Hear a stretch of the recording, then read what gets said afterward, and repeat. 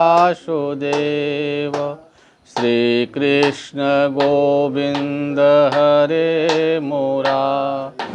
हे नाथ नारायण वासुदेव, हे नाथ नारायण वासुदेव, हे नाथ नारायण वासुदेव, हे नाथ नारायण वासुदेव, हे नाथ नारायण वासुदेव। श्री कृष्ण गोविंद हरे मुरारे। हे नाथ नारायण वासुदेव, हे नाथ नारायण वासुदेव, हे नाथ नारायण वासुदेव। बोलिए वृंदावन बिहारी लाल की, शंकर भगवान की जय। आइए अनवरत की तरह आज भी भगवान की मंगलमयी गीता हम श्रवण करेंगे, जो भगवान अर्जुन को समझाने का प्रयास कर रहे हैं। और अर्जुन दुख और शोक से संताप हुआ संदिग्ध मन अपने रथ के पीछे विराजमान है।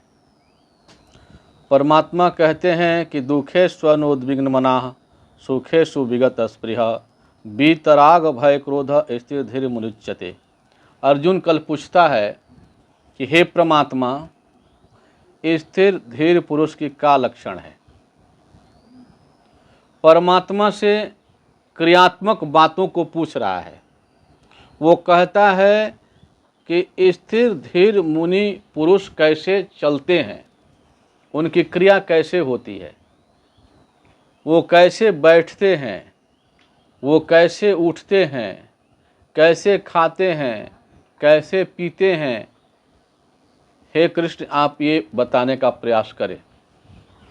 परंतु भगवान श्री कृष्ण क्रियात्मक बातों को न बताकर भावात्मक बातों को बताते हैं, भाव को बताते हैं। भाव क्या बता रहे हैं? बोले दुखे स्वनु उद्विग्न मना। उस स्थिर धीर पुरुष दुख में उद्विग्न नहीं होता और सुखेषु विगत अस्पृहा, वो सुख में अस्पृहित नहीं होता। और तीन बातों का उसमें अभाव होता है। बोले वीतराग भय क्रोधा स्थिर धीर मुनि उच्यते। वो राग रहित होता है, वो राग रहित होता है, उसमें राग नहीं होता, वीतराग होता है। दूसरा, उसमें भय नहीं होता। तीसरा, उसमें क्रोध का अभाव होता है। ये पांच चीज उसमें होते हैं। कहते हैं दुख में कभी उद्विग्न नहीं होता, सुख में कभी अस्पृहित नहीं होता, उसमें राग नहीं होता, उसमें भय नहीं होता, उसमें क्रोध नहीं होता। हम स्थिर धीर पुरुष की बातों को विचार करें तो स्थिर धीर पुरुष के कुछ लक्षण है। पहला लक्षण है निष्कामता। पहला लक्षण है निष्कामता। जो स्थिर धीर पुरुष होगा वो निष्कामता से युक्त होगा, निष्कामी होगा, क्योंकि कामना व्याधि है। कामना ही व्याधि है और निष्कामता ही समाधि है।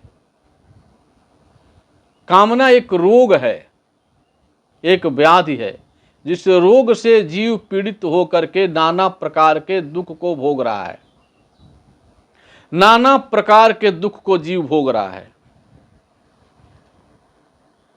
जैसे किसी व्यक्ति को कोई रोग हो जाए और उस रोग से युक्त व्यक्ति उस रोग से उत्पन्न होने वाले दुख को भोगता है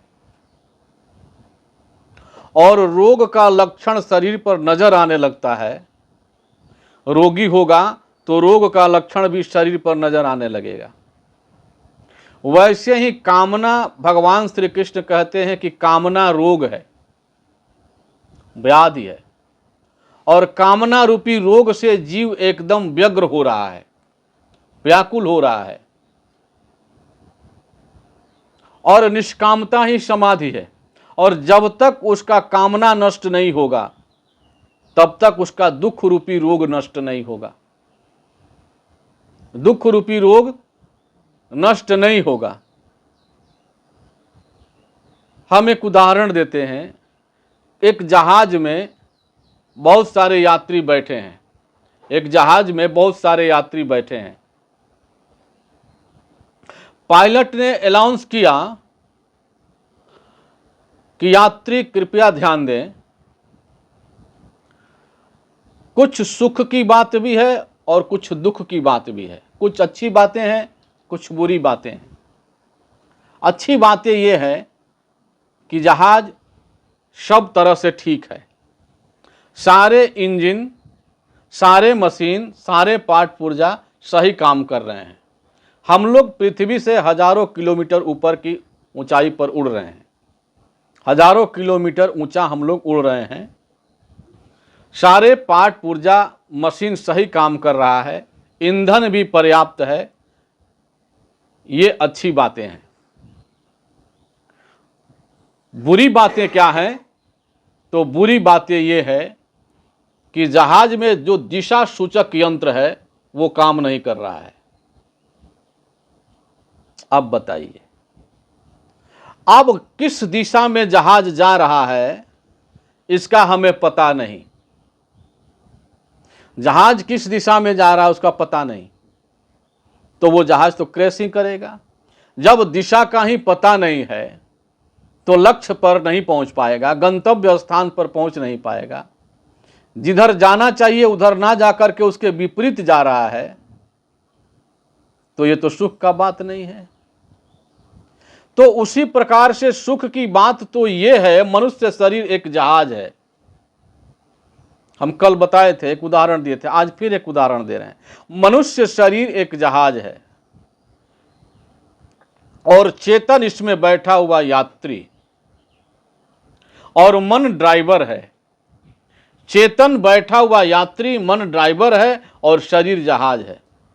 शरीर का सब पार्ट तो ठीक है, शरीर का सब पार्ट ठीक है, लेकिन शरीर का दिशा सूचक जो यंत्र है, हमारी दिशा सूचक यंत्र जो बुद्धि है वो कार्य नहीं कर रही है। हमारी बुद्धि सही ढंग से कार्य नहीं कर रही है और जहाज विपरीत दिशा की तरफ चलता चला जा रहा है।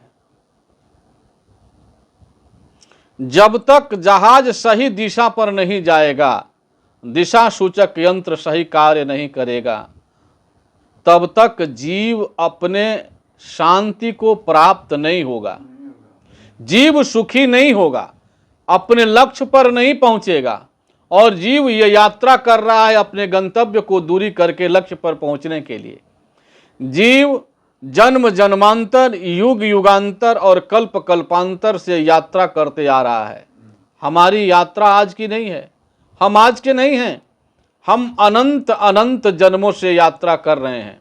परंतु हमारी यात्रा अभी तक हमारी यात्रा सही नहीं हुई। अभी तक हम अपने गंतव्य स्थान तक नहीं पहुंच पाए। हमें जहां जाना है वहां हम नहीं पहुंच पाए। परमात्मा कहते हैं कि जब जीव निष्कामता को प्राप्त होता है तो समाधि को प्राप्त होता है, और जब जीव कामना से युक्त होता है तो व्याधि को प्राप्त होता है। कामना ही व्याधि है। और समाधि क्या है? बोले समाधि की दो अवस्थाएं हैं, एक जड़ समाधि, एक चेतन समाधि। एक जड़ समाधि और चेतन समाधि। धी माने बुद्धि जब सम अवस्था को प्राप्त करती है, बुद्धि जब हमारी साम्य अवस्था को प्राप्त करती है, तो उस स्थिति को हम कहते हैं समाधि। समाधि और समाधि दो प्रकार की होती है, एक जड़ समाधि, एक चेतन समाधि। चेतन समाधि गोपियों की है, गोपियों की समाधि चेतन समाधि है। गोपी का अर्थ होता है गो भी इंद्रिय भगवत रस पीबती इति गोपी। जो समस्त इंद्रियों के द्वार से भगवत रस का पान करती है वो गोपी है। गो मने इंद्रियां और पी मने पीना। जो समस्त इंद्रियों के द्वार से भगवत रस का ही पान करती है वो गोपी है। जो आंख से परमात्मा के रूप का पान करती हैं, आंख से परमात्मा के रूप को देखती हैं। जो कान से परमात्मा का स्मरण, परमात्मा के भजन का, चिंतन का, स्मरण का वो जो शब्द सुनती हैं, परमात्मा के नाम का शब्द सुनती हैं। जो जीभ से परमात्मा के नाम का गुणगान करती हैं, जो त्वचा से भी परमात्मा के ही स्पर्श का अनुभव करती हैं, ये समस्त ज्ञान इंद्रियों के माध्यम से जो परमात्मा को अपने अंतःकरण में ले जाती हैं वो गोपी हैं। और गोपी गो भी इंद्रिय, जो समस्त इंद्रियों के द्वार से, जो समस्त इंद्रियों के द्वार से भगवत रस का पान करती है वो गोपी की समाधि जो है वो चेतन समाधि है। क्यों? कि वो जागते हुए आंख मूंद कर समाधि नहीं लगाती हैं गोपियां। ऐसे आंख मूंद करके गोपियों ने कभी समाधि नहीं लगाया। उसकी चलती फिरती समाधि है। हर समय कृष्ण में ही उनकी तन्मयता है। हर समय कृष्ण में ही उनकी तन्मयता है।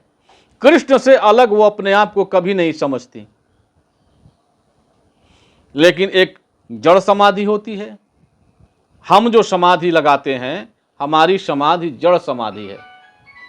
हमारी समाधि जड़ समाधि है। और जड़ समाधि जीव जब जड़ समाधि लगाता है तो जड़ समाधि से विचलित होने का भी भय बना रहता है। जड़ समाधि से विचलित होने का भी भय बना रहता है। जो विश्वामित्र हैं, विश्वामित्र ने जो समाधि लगाई वो विश्वामित्र की समाधि जड़ समाधि है।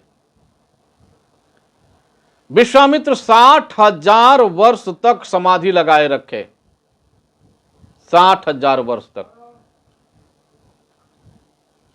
और मेनका आई और उनको लुभाने का प्रयास करने लगी, समाधि टूट गई।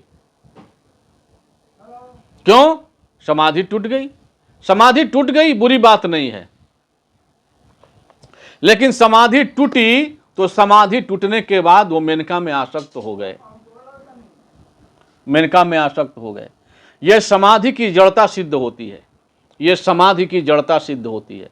समाधि में हम अपने मन को, इंद्रियों को बलात् रोक करके और मन को परमात्मा में लगाने का प्रयास करते हैं। अपने मन को, अपने इंद्रियों को, अपने बुद्धि को, अपने हम को रोक करके परमात्मा में लगाने का प्रयास करते हैं। हमारा मन परमात्मा तक पहुंचा नहीं होता और हमारा मन धरातल भी होता नहीं। बीच अवस्था में मन हमारा लटका रहता है। हमारा मन परमात्मा में भी नहीं पहुंचा होता है, परमात्मा तक नहीं गया होता है, और हमारा मन धरातल पर भी नहीं होता है, बीचे में मन लटका होता है। और जैसे ही समाधि टूटती है तो मन नीचे से नीचे गिर जाता है। मन जहां था उससे भी नीचे गिर जाता है। इस प्रकार से परमात्मा कहते हैं कि स्थित धीर मनुष्य पुरुष का एक लक्षण होता है। क्या? बोले वो निष्काम होता है। वो निष्काम होता है। और दूसरा लक्षण होता है क्या? कहते विषयों में उसकी आसक्ति नहीं होता है। दूसरी क्या होती है उसमें? स्थिर धीर मुनि पुरुष में क्या लक्षण होते हैं? बोले दूसरा, बोले उसे विषयों में आसक्ति नहीं होती। निर्विषय मना, उसका मन विषयों से रहित होता है। विषयों से रहित होता है। विषयों से रहित मन ही स्थिर धीर मनुष्य पुरुष की लक्षण है। और तीसरा लक्षण बताते हैं, बोले वो वीतराग, कामना रहित, विषयों से रहित। और तीसरा लक्षण बताते हैं वो वीतराग होता है, राग रहित होता है, उसमें राग नहीं होता। संसार के लिए जो राग है हम संसार में जो राग करते हैं, वही राग जब परमात्मा में लग जाए तो वैराग हो जाता है। वही राग ही हम जब उलट करके परमात्मा में लगा देंगे तो हमारा राग ही वैराग हो जाएगा। तो बोले तेहिपुर बसत भरत बिनु रागा, तेहिपुर बसत भरत बिनु रागा। भरत जी अयोध्या में नंदी ग्राम में रहते हैं और अयोध्या के हर कार्य को करते हैं। कह रहे हैं कि तेहिपुर बसत, उसी पुर में विराजमान है भरत बिनु रागा। अब चंचरीक जिमि चंपक बागा। वाह, कितनी सुंदर बात है। राग रहित होने का इससे सुंदर उपाय और कुछ नहीं है। भरत मन का जो परमात्मा के भाव से भरा हुआ है, परमात्मा के भाव से भरा हुआ है, वो भाव में रत जो प्राणी है वही भरत है। जब हम परमात्मा के भाव से रत हो जाते हैं, रत माने संलग्न रहना, उसमें लगे रहना, रत माने संलग्न रहना, उसमें लगे रहना। जब हम परमात्मा के भाव से भर जाते हैं जिस समय, तो उस समय मैं ही भरत हो जाता हूं, मैं भरत हो जाता हूं। और भरत क्या है? वह तेहिपुर बसत, अयोध्या में बस रहे हैं। भरत बिनु रागा, बिना राग के। किसी ने भरत से कहा कि महाराज आपको पिता ने राज्य दिया है, आप राज कीजिए। भरत जी ने कहा कि राज हम कैसे करें? ये पिताजी का राज है कि पिताजी हमको दे देंगे? ये पिताजी का राज नहीं है, पिताजी को उनके पिताजी से मिला था, उनके पिताजी से मिला था। ये तो राज परमात्मा का है, ये तो राज परमात्मा का है, राम का है।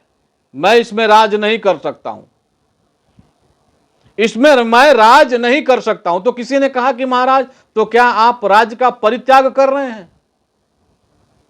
तो क्या आप राज नहीं करेंगे तो राज का परित्याग कर दीजिएगा? तो भरत जी ने कहा परित्याग कैसे कर सकता हूं, परित्याग कैसे कर सकता हूं? जो मेरा है ही नहीं उसका मैं परित्याग कैसे करूं? ये राज तो मेरा रहता तब तो मैं परित्याग करता। ये राज मेरा है ही नहीं तो मैं इसका परित्यागी भी नहीं हूं, मतलब मैं इसका संग्रही भी नहीं हूं और मैं इसका परित्यागी भी नहीं हूं। ये जो वृत्ति है, संग्रह त्याग से रहित चित्त को वैराग कहते हैं। संग्रह और त्याग से रहित चित्त, न मैं संग्रह करता हूं और न मैं परित्याग करता हूं। तो संग्रह परित्याग से रहित चित्त वैराग को प्राप्त होता है। इसके बहुत बड़े उदाहरण भरत जी हैं। भरत जी जैसे बाबा एक कहते हैं शिवाजी वाला कथा, शिवाजी की कथा, वो शिवाजी की कथा जो है बड़ी सुंदर है, प्रीतिकर है। शिवाजी राज कर रहे हैं, बहुत परेशानी है, बहुत दुख है। भाई राज करने में तो परेशानी है, दुख है। एक दिन गए अपने गुरुजी के पास, समर्थ रामदास के पास। समर्थ रामदास से अपने सारे दुख को सुनाया उन्होंने। समर्थ रामदास ने कहा कि ऐसा करो, ये राज हमें संकल्प करके दे दो, ये राज हमें संकल्प करके दे दो। अब राज को शिवाजी ने संकल्प करके समर्थ रामदास को दे दिया। आप विचार करें, अब कुछ पैसा, कुछ धन शिवाजी सोचते हैं कि मैं निकाल लूं कोषागार से। अब दूसरे राज्य में हमें जाना पड़ेगा, तो दूसरे राज्य में जाने के लिए कोषागार में जब कुछ धन निकालने के लिए जैसे ही उद्यत हुए, तो समर्थ रामदास ने कहा कि नहीं निकाल सकते, अब तुम, ये तुम्हारा कोषागार है नहीं, तुम इससे निकाल नहीं सकते कुछ। अब शिवाजी ने कहा कि बड़ा विचित्र, अरे महाराज हम दूसरे देश में जाना चाहते हैं, कुछ तो निकाल ले। बोले कुछ नहीं, अब तुम्हारा है ही नहीं। शिवाजी जाने लगे। समर्थ रामदास ने कहा शिवा रुको, शिवा रुको, आओ। तुम कहीं जाओगे तो क्या करोगे? तुम कहीं जाओगे यहां से दूर तो क्या करोगे? तो बोले महाराज कहीं जाएंगे, नौकरी करेंगे, काम करेंगे, और नौकरी करके काम करके और कुछ पैसा उपार्जन करेंगे जिससे हमारी जीविका चलेगी। समर्थ रामदास ने कहा कि कहीं तो जाओगे, नौकरी करोगे, उपार्जन करोगे अपनी जीविका चलाने के लिए, तो तुम हमारे यहां ही काम करो, हमारे यहां काम करो, हमारे सारे राजपाट को देखो, हम तुम्हें उचित तनख्वाह देंगे, हम तुम्हें उचित तनख्वाह देंगे।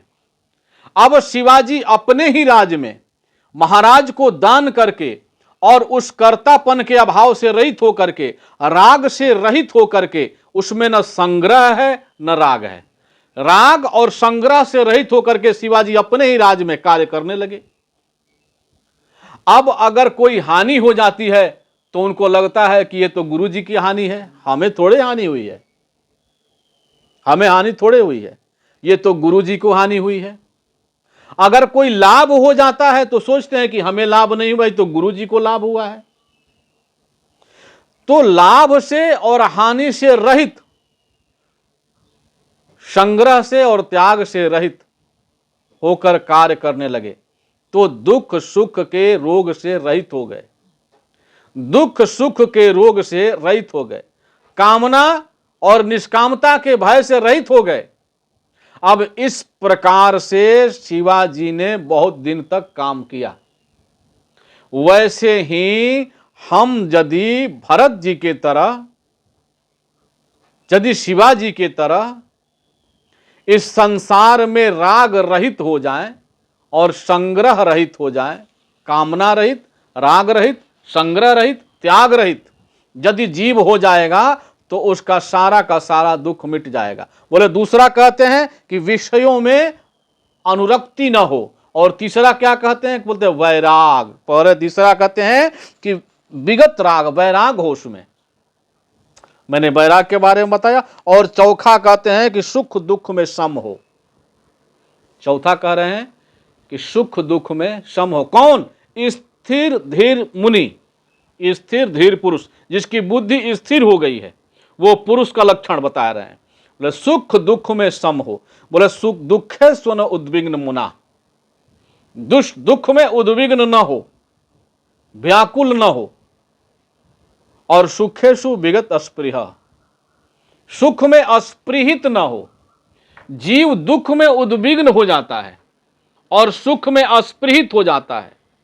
परमात्मा कहते हैं कि जो सुख और दुख में सम होता है वो स्थिर धीर पुरुष है। और स्थिर धीर पुरुष का पांचवा लक्षण बताते हैं कि वो झूले की तरह हो, झूले की तरह। स्थिर धीर पुरुष कैसा होता है? तो बोले झूले की तरह होता है। कैसे? झूला झूलता है, जैसे सुई देखे होंगे ना आप, गाड़ी बुलेट फटफटिया या गाड़ी में घड़ी का पेंडुलम देखें आप, ऐसे ऐसे ऐसे ऐसे ऐसे ऐसे ऐसे चढ़ता है और फिर एकदम अपने जगह पर आ जाता है। पेंडुलम, घड़ी का पेंडुलम ऐसे चढ़ता है और आता है, एक छोर के अति से दूसरे छोर के अति पर आता है, वो बीच में ठहरता नहीं जल्दी, जैसे ही छोड़िएगा आ जाएगा नीचे, दबाइएगा जाएगा ऊपर। तो पेंडुलम घड़ी की जैसे एक छोर से दूसरे छोर पर आता है, स्थिर धीर मुनि इसका ऐसा नहीं होता। बोले वो कैसा होता है? बोले झूले की तरह होता है, वो झूले की तरह होता है, झूलता रहता है, झूलता रहता है। कहां? एकदम निर्विकार, निर्विकार निर्विकल्प मन में, निर्विषय मन में एकदम झूलता रहता है। और झूले को चाहे जितना जोर से झूला दीजिए, इस छोर से उस छोर तक जाएगा, उस छोर से उस छोर तक जाएगा, लेकिन अंत में आकर के बीच में ही सम होगा, बीच में खड़ा हो जाएगा।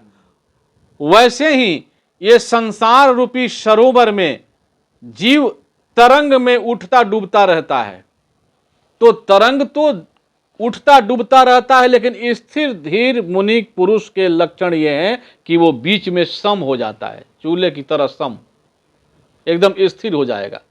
चाहे जितना इधर झूल ले, चाहे इतना जितना इधर झूल ले, लेकिन खड़ा होगा तो बीच में ही खड़ा होगा, खड़ा होगा तो बीच में ही खड़ा हो गया। बोले वीतराग भय क्रोध, वो वीतराग हो जाता है, राग रहित, भय रहित हो जाता है। भय क्यों लगता है? भय का प्रमाण क्या है? हमें भय क्यों लगता है? हमें भय लगता है जिस चीज को मैं जानना चाहता हूं और जान नहीं पाता हूं, तो अनजान वस्तु के प्रति हमें भय बना रहता है। भविष्य में भय है। मैं कहता हूं, बार बार हम कहते हैं कि भविष्य का चिंतन करेंगे तो भय उत्पन्न होगा। कैसे काम होई, का करी, बुझाता कि होई ना, बड़ी परेशानी बा। भविष्य का चिंतन करने पर भय उत्पन्न होता है, और भूत का चिंतन करने पर शोक उत्पन्न होता है। भूतकाल का चिंतन करेंगे तो शोक उत्पन्न होगा, और वर्तमान में जीव मोह में जी रहा है। वर्तमान में मोह है, भूतकाल में शोक है, और भविष्य काल में भय है। भय क्यों है? क्योंकि आने वाले तथ्य को मैं नहीं जानता हूं, इसलिए भय उत्पन्न हो रहा है। अगर किसी वस्तु के बारे में मैं अज्ञान हूं मैं, और उस वस्तु को नहीं जानता, तो भय उत्पन्न होगा। जैसे रस्सी में सर्प है, तो रस्सी का अज्ञान है, इसलिए भय उत्पन्न हो रहा है। रस्सी में सर्प है, तो रस्सी के अज्ञान के कारण नहीं जान पा रहे रस्सी को, तो भय उत्पन्न हो रहा है, सर्प दिखाई दे रहा है। उसी प्रकार हम एक दिन बोले थे आपसे, माई बाप, मेरे कहने का मतलब है कि अगर किसी वैज्ञानिक को कहिएगा कि आपको शनि ग्रह पकड़ लिया है, तो वैज्ञानिक भयभीत नहीं होगा। आपका दिमाग राहु चंचल कर रहा है, तो वैज्ञानिक भयभीत नहीं होगा। क्यों? क्योंकि वो शनि ग्रह को एक खगोलीय पिंड के रूप में जान चुका है। वैज्ञानिक खगोलीय पिंड को एक ग्रह के रूप में जान चुका है कि एक खगोलीय पिंड है, उसके बारे में वो रिसर्च कर चुका है। पूर्ण रूपेण खगोलीय पिंड के बारे में वैज्ञानिक जान लिया। वो उससे कहता है कि हमसे उसका कोई लगाव नहीं है। शनि ग्रह मेरा क्या बिगाड़ेगा? शनि ग्रह तो उसका बिगाड़ेगा ना माई बाप, जो शनि ग्रह के बारे में जानता नहीं है। शनि ग्रह उसका वो बिगाड़ेगा जो शनि ग्रह के बारे में जानता नहीं है। राहु तो तब बिगाड़ेगा जब राहु के बारे में हम जानते नहीं हैं। जिससे मैं जान जाता हूं, उससे जानने के बाद भय मिट जाता है। इस प्रकार से कहते हैं परमात्मा कि जीव जो है दुखे स्वनु उद्विग्न मना, सुखे सुविगत स्पृह, दुख में न उद्विग्न हो और सुख में अस्पृहित न हो, वीतरागी हो जाए, भय रहित हो जाए और क्रोध रहित हो जाए। क्रोध का कारण क्या है? ध्यायते विषयान पुंसा संगस्ते उपसजायते। ध्यायते विषयान पुंग संगस्ते सुपजायते, संगात संजायते कामः, कामात् क्रोधो अभिजायते। क्रोधात भवति सम्मोह, सम्मोहात अस्मृति विभ्रम, अस्मृति विभ्रम बुद्धिनाश, बुद्धिनाशात प्रणश्यति। बोले इस प्रकार से किसी वस्तु का हम ध्यान करते हैं, तो ध्यान करते करते उस ध्यानी वस्तु में, विषयों में राग हो जाता है हमारा। हम जैसे ही विषयों का ध्यान करते हैं तो विषयों में हमारा राग हो जाता है। अब राग होने से हमारा मन उसमें फंस जाता है, और फंसने के बाद हम उसको चाहने लगते हैं, और चाहने पर हमें लगता है कि वो हमको मिल जाए। मान ली हमारा विषयों में हमारा मन अनुरक्त हो गया इस कूलर में, और मन अनुरक्त हो गया तो विषयाकार वृत्ति बनी, कूलर के आकार की वृत्ति बनी हमारी, और कूलर को मैंने देखा। ध्यायते विषयान पुंसा, विषयों को ध्यान करते करते उसमें मेरी अनुरक्ति हो गई, और जब अनुरक्ति हुई तो मैं उससे रागित हो गया, मेरे राग हो गया उसमें। अब हमको वो चाहिए, और उस वस्तु को मिलने में जब विक्षेप उत्पन्न होगा, वो किसी भी प्रकार से मुझे मिलेगा नहीं, तब क्रोध उत्पन्न होता है। दो अवस्थाएं हैं क्रोध की। हाँ, विचार कीजिएगा, क्रोध की दो अवस्थाएं हैं, भय और क्रोध। परमात्मा कृष्ण कहते हैं इसमें, वीतराग भय क्रोध। वीतराग भय क्रोध, दो अवस्थाएं हैं क्रोध की। पहली अवस्था है भय और दूसरी अवस्था है क्रोध। अगर किसी बरियारा से हमको पाला पड़ गया, किसी बरियारा से पाला पड़ गया, तो क्रोध उत्पन्न नहीं होगा, भय उत्पन्न होगा। वो क्रोध ही है, हमारा क्रोध ही है जो भय बना हुआ है, भय। किसी बरियारा से जब हमको पाला पड़ता है तो क्रोध ही भय बन जाता है। अपने से कमजोर से जब पाला पड़ेगा तो भय ही क्रोध बन जाएगा। दो रूप धारण करता है, एक भय का रूप धारण करता है, दूसरा क्रोध का रूप धारण करता है। परमात्मा कहते हैं इससे जब जीव रहित हो जाता है तब जाकर के जीव परमात्मा से एकाकार वृत्ति को धारण कर लेता है। जीव पहले निराकार स्वरूप में, परमात्मा के निराकार स्वरूप में एक होने का प्रयास करता है। जो स्थित प्रज्ञ है वो परमात्मा से निराकार स्वरूप में परमात्मा के एक होने का प्रयास करता है। निराकार का मतलब ये नहीं कि जिसका कोई आकार नहीं है। हम समझते हैं निराकार मतलब जिसका कोई आकार नहीं है। नहीं, निराकार का मतलब ये नहीं है। निराकार का मतलब है निर्गतः आकार यस्य सह निराकारः। निर्गतः आकारः यस्य स निराकारः। जिससे सारा आकार प्रकट हुआ है उसी को निराकार कहते हैं। जिससे सारा आकार प्रकट हुआ है उसको निराकार कहते हैं। जिसमें सारा आकार कल्पित है, सारा आकार उसी में कल्पित है, सारा संसार उसी में कल्पित है, उसको निराकार कहते हैं। जैसे जल में बर्फ कल्पित है, जल में बर्फ कल्पित है, जल में वाष्प कल्पित है। वाष्प रूप नहीं है, जल का ओरिजिनल रूप नहीं है, वो विकृत रूप है। जल का विकृत रूप है वाष्प, जल का विकृत रूप है बर्फ। वो किसी संघात के माध्यम से उसने उस रूप को धारण कर लिया है। जल ने किसी के संग से उसको, जब किसी का संग हुआ तब जल बर्फ का रूप धारण किया या वाष्प का रूप धारण किया। जब आग से संग हुआ तो जल वाष्प बन गया। बिना आग के संग का जल वाष्प नहीं होता, मतलब बिना उष्मा के जल वाष्प नहीं होगा। 99 डिग्री पर तो जल जल है, पर 100 डिग्री से ऊपर टेम्परेचर में जाएगा, 100 डिग्री पर जल वाष्प हो जाएगा। संघात हो गया। ध्यायते विषय पुंसान संघात संगस्ते सुपजायते। संग हो गया, अग्नि का संग हो गया जल को तो वाष्प हो गया। वाष्प जल का विकृत रूप है। और बर्फ ठंडी से जब संघात हुआ, ठंडा से जब संघात हुआ, एकाकार हुआ तो जल बर्फ हो गया। 0 डिग्री माइनस टेम्परेचर में जब गया, उससे ज्यादा नीचे गया, बाबा कह रहे 4-5 डिग्री टेम्परेचर में जब गया तो वो जल जो है बर्फ बन गया। अब जब जल बर्फ बन गया तो जल, बर्फ क्या है? जल का वास्तविक रूप है। बर्फ जल का वास्तविक रूप है, अपितु जल ही बर्फ है। बर्फवे जल है, जले जल है, बर्फवा एकदम जले जल है, लेकिन फिर भी उसका वो वास्तविक रूप नहीं है, उसका वो विकृत रूप है। वो जब तक अपने सहज रूप में नहीं आ जाएगा तब तक उसको शांति नहीं मिलेगी। बर्फ को जैसे ही बाहर निकालिए तो बर्फ जल बनने लगता है, अपने वास्तविक रूप में आने लगता है। वैसे ही ये संसार परमात्मा का विकृत रूप है।